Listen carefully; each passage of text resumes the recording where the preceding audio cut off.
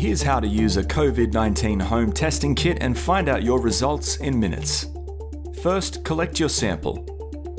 Insert the sterile swab into the nostril and rotate 3 or 4 times against this area of the nasal passage. Then take it out. Next, prepare your sample. Insert the swab into the tube provided. While squeezing the tube, stir 5 or more times. Remove the swab while squeezing the tube to extract the liquid. Once out, fit the nozzle securely onto the tube. Next, perform your test. Place the test device on a flat surface and apply 3 drops of the extracted sample at a 90-degree angle. Finally, check your result.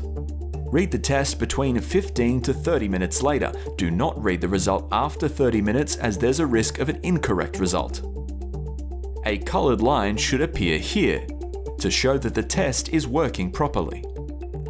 Even if the control line is faint, it's working. If no line is visible, the test is invalid. In the case of a positive result, a colored line appears here. This is the test line.